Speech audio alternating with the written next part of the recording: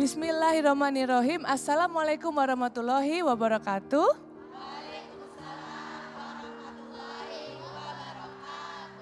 Pemirsa Kajian Hati, senang sekali Kajian Hati kembali hadir lagi ke hadapan Anda. Tentunya bersama saya Paula Verhoeven dan juga saya selalu ditemani oleh Ustadz kesayangan kita, Ustadz Hilman Fauzi. Hari ini tema kita dunia panggung sandiwara. Hanya dia yang tahu jalan ceritanya. Monggo kami persilahkan Ustadz. Bismillahirrahmanirrahim. Assalamualaikum warahmatullahi wabarakatuh.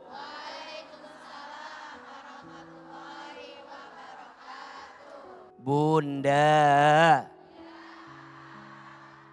banyak orang yang hidup di dunia, tapi kadang mereka sulit menemukan kebahagiaan. Boleh jadi alasannya karena mereka belum paham tentang hakikat kehidupan dunia. Maka ujungnya ada orang yang stres, ada orang yang frustasi, ada orang yang gelisah, ada. Kenapa ya?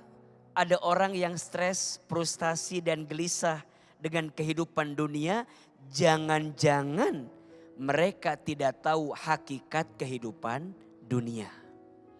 Maka pertanyaannya, apa yang harus kita pahami tentang dunia? Setidaknya ada 4 ciri kehidupan dunia. Ada berapa?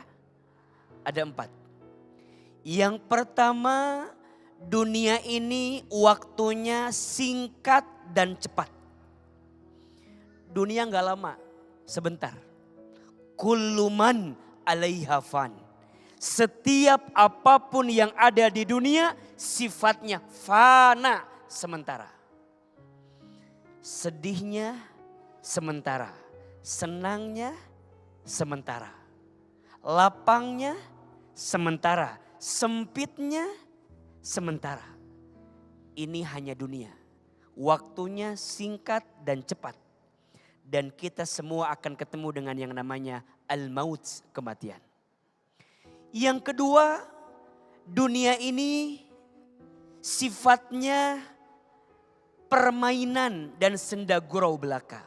Wa mal hayatud dunya illa la'ibun walahfun. Dan adapun kehidupan dunia ini hanyalah permainan dan senda gurau. Kalau bahasa sederhananya, panggung sandiwara. Ada yang datang, ada yang pergi. Betul? Ada yang cinta, ada yang benci. Betul? Ada yang bikin kita bahagia, ada yang bikin kita kecewa. Ada? Panggung sandiwara. Yang ketiga, dunia ini tempatnya ujian. Tidak ada satupun manusia yang hidup di muka bumi ini kecuali diuji. Maka dunia tempatnya ujian.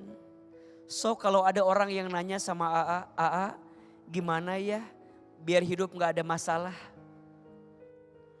Gampang, gak usah hidup. Karena ciri dunia ini adalah tempatnya ujian. Betul? Dan yang keempat, dunia ini tempatnya ibadah. Wa ma khalaqtul jinna wal insa illa liya'budun. Dan tidaklah aku ciptakan jin dan manusia kecuali untuk beribadah kepada Allah Subhanahu wa taala. Pertanyaannya, kalau dunia ini panggung sandiwara, siapa sutradaranya? Allah. Siapa yang ngatur?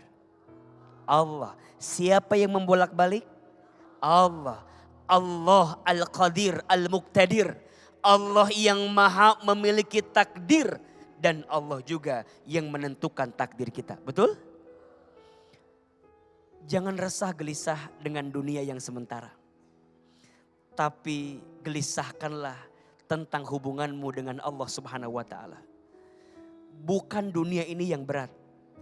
Tapi mungkin hubunganmu dengan Allah yang tidak dekat. Bukan dunia ini yang masalahnya banyak. Tapi mungkin doamu yang kurang banyak terhadap Allah Subhanahu wa taala. Maka percayalah, Allah tidak mungkin meletakkan apapun dalam hidupmu kecuali Allah tahu itu yang terbaik untukmu.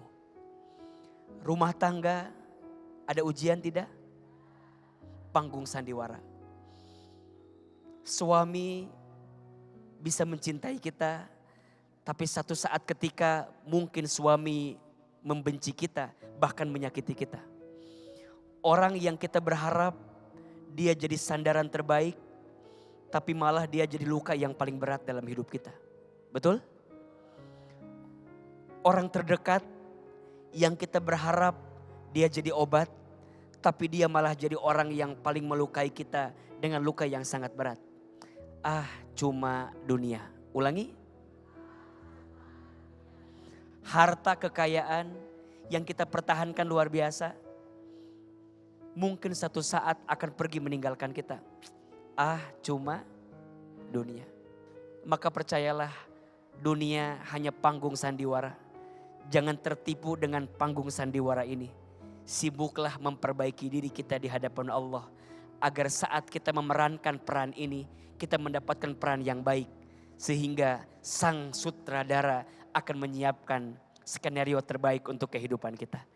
Ingat, bukan dunianya yang jahat, tapi mungkin kita yang kurang dekat dengan Allah Subhanahu wa taala. Semoga Allah memberikan kelembutan hati terhadap hati kita semua. Amin ya rabbal alamin. Masya Allah Ustadz, ngomong-ngomong tentang dunia panggung sandiwara Ustadz. Jadi gini Ustadz, kan di zaman sekarang itu banyak orang termasuk kami sendiri tanpa sadar tuh sering menjalani hidup seperti sedang tanda kutip itu bermain peran. Ingin terlihat baik, tampil sempurna di depan manusia, padahal hati kita itu lagi jauh dari Allah. Bagaimana caranya agar kami itu bisa menjaga hati agar tetap ikhlas, jujur di hadapan Allah, bukan sekedar baik di depan panggung dunia, dan juga bahkan bagaimana nih Ustadz membedakan antara tampil di dunia panggung sandiwara ini atau kita itu melakukan sesuatu ini karena Allah. Masya Allah, bagus sekali pertanyaannya. Ada satu sikap yang harus kita miliki sebagai seorang muslim yang baik, namanya adalah ikhlas. Apa? Ikhlas. Apa itu ikhlas? Ikhlas itu artinya suci, bersih, bening. Yang dia lakukan semata-mata untuk siapa? Allah. Jangan suka melihat orang dari penampilan luarnya. Betul? Termasuk ini pelajaran. Bunda sayang, jangan terlalu mudah melabeli seseorang karena kesalahan yang dia lakukan. Jangan pernah bilang dia ahli neraka dengan kesalahan yang dia lakukan. Boleh jadi di akhir kehidupannya dia bertobat, minta ampun kepada Allah, dan boleh jadi surga Allah persembahkan untuknya.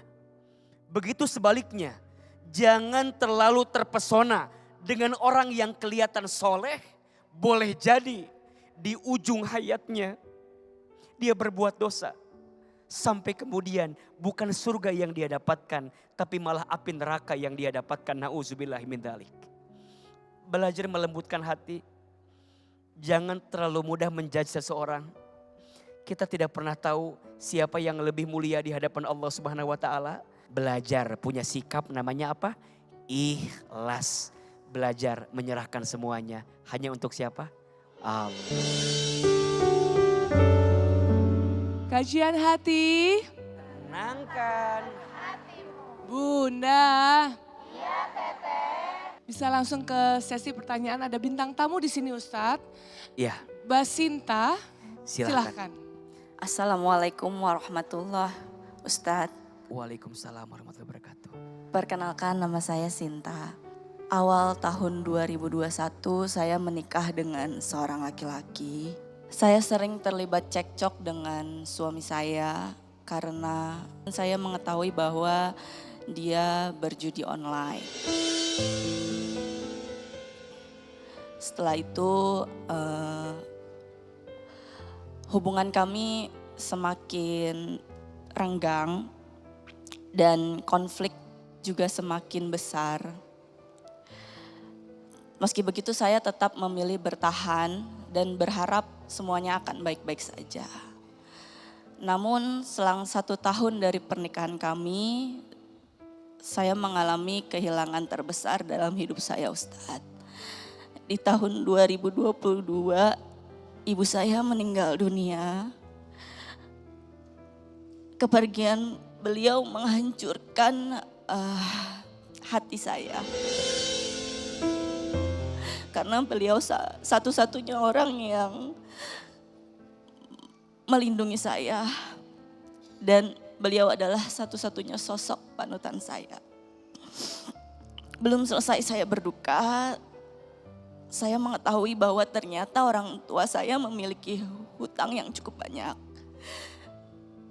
Hutangnya sekitar 100 juta lebih. Pinjamannya pun beragam, Ustadz. Mulai dari pinjaman online, pinjaman bank sampai dengan pinjaman ke orang lain. Saya sebagai anak pertama merasa bertanggung jawab penuh atas hutang tersebut. Karena sebagian besar hutang atas nama almarhumah ibu saya, Ustadz. Saya tidak mau ibu saya terkatung-katung di akhirat, Ustadz. Namun tak lama kemudian, selang 8 bulan dari meninggalnya almarhumah ibu saya, ayah saya pamit tanpa kabar, Ustadz. Dia meninggalkan rumah dan hanya meninggalkan secarik surat berisi, "Ayah pergi, kalian jaga diri baik-baik. Mbak Sinta tolong jaga adik-adiknya." Saya 4 bersaudara, Ustadz. Selama itu saya tidak tahu kabarnya sampai 2024. Setelah ayah saya pergi, saya mengetahui bahwa beliau sudah menikah lagi. Tak lama kemudian, selang 1 tahun dari kejadian tersebut, adik saya diasuh oleh nenek saya. Saya sedikit lega, Ustadz, karena saya merasa bahwa ada yang menyayangi dan mengasihinya dengan tulus. Tapi takdir berkata lain. Di tahun 2023 akhir nenek saya berpulang, Ustadz. Beliau satu-satunya orang tua yang masih saya punya waktu itu. Tapi beliau diambil kembali oleh Allah. Dalam kondisi keadaan yang sedang rapuh. Kemudian Ustadz, rumah tangga saya itu semakin renggang dan semakin tidak baik-baik saja setelah kepergian almarhumah ibu saya, ayah saya dan nenek saya. Konflik semakin besar, terus saya kerap menerima silent treatment dari suami saya, Ustadz. Kata-kata kasar yang dia lakukan kepada saya, bahkan saat saya berduka waktu itu beliau tidak mau menemani saya, sekedar tinggal di rumah saya, Ustadz. Untuk sampai 7 harian ibu saya saja beliau tidak mau, karena kami tinggal bersama mertua pada saat itu. Dan selama pernikahan juga saya hanya 1 sampai 2 kali saja disentuh sama suami saya.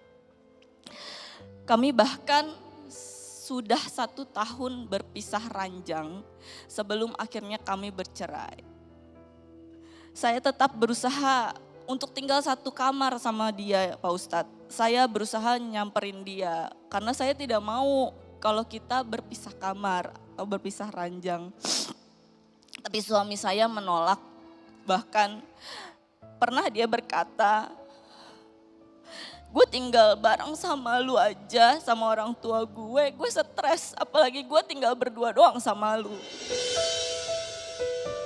Ustadz, saya trauma sama laki-laki.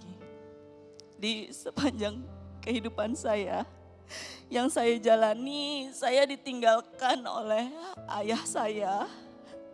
Bahkan suami saya yang saya rasa dulu adalah sebagai pelindung saya, tetapi dia meninggalkan saya juga. Saya ditinggalkan ketika saya sedang rapuh-rapuhnya, Ustadz. Hingga saya tidak pernah percaya sama yang namanya laki-laki lagi, Ustadz. Pertanyaan saya, Ustadz, apakah saya salah jika saya trauma dengan seorang laki-laki, Ustadz? Kalau ada pertanyaan, AA, bagaimana dosanya seorang laki-laki yang tega meninggalkan tanggung jawabnya terhadap keluarga?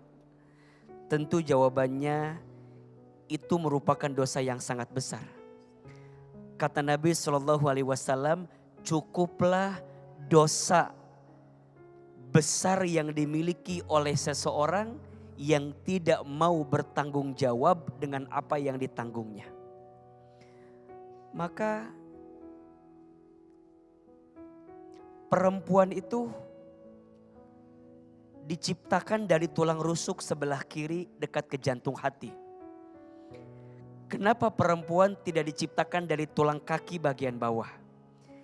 Kenapa perempuan tidak diciptakan dari tulang kepala bagian atas? Tapi perempuan diciptakan dari tulang rusuk sebelah kiri dekat ke jantung hati. Jawabannya, perempuan tak diciptakan dari tulang kaki bagian bawah karena dia bukan untuk dihina dan dicaci maki. Perempuan tak diciptakan dari tulang kepala bagian atas karena dia bukan hanya untuk disanjung dan dipuja. Tapi perempuan diciptakan dari tulang rusuk sebelah kiri dekat ke jantung hati karena hadirnya untuk dicintai dan dihormati. Maka perempuan adalah sosok yang dimuliakan oleh Allah. Saking mulianya, perhatikan, banyak sejarah dalam peradaban Islam itu dicatatkan oleh perempuan. Manusia pertama yang beriman kepada Allah dan Rasulnya adalah perempuan. Bernama Khadijah binti Khuwailid.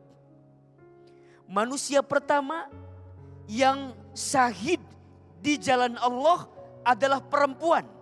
Bernama Sumayyah, ibunya Amr bin Yasir. Manusia pertama yang masuk Masjidil Haram adalah perempuan.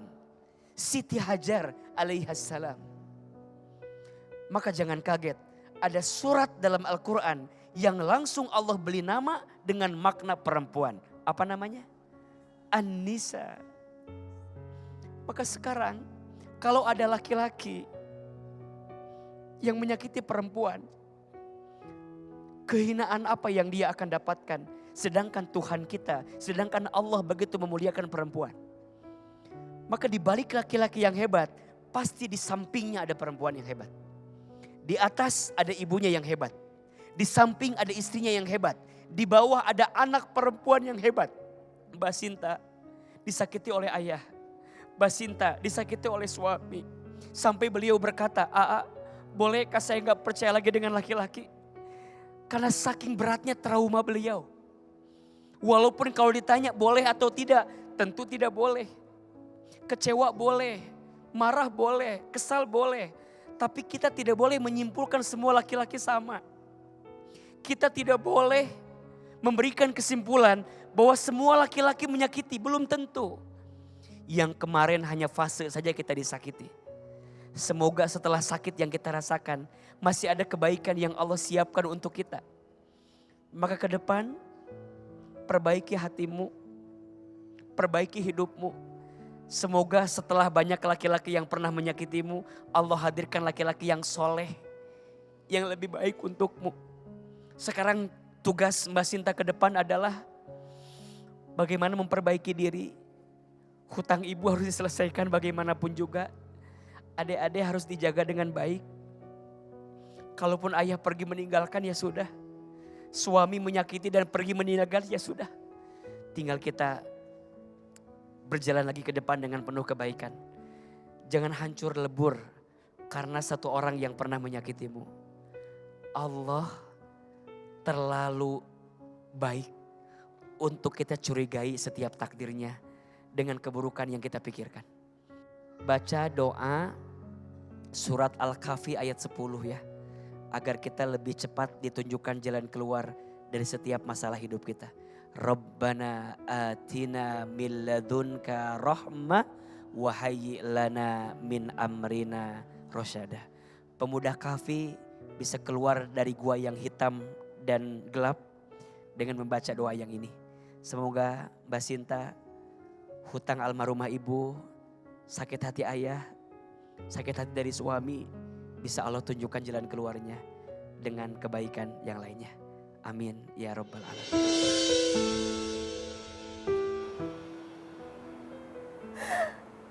Ibu, Sinta minta maaf.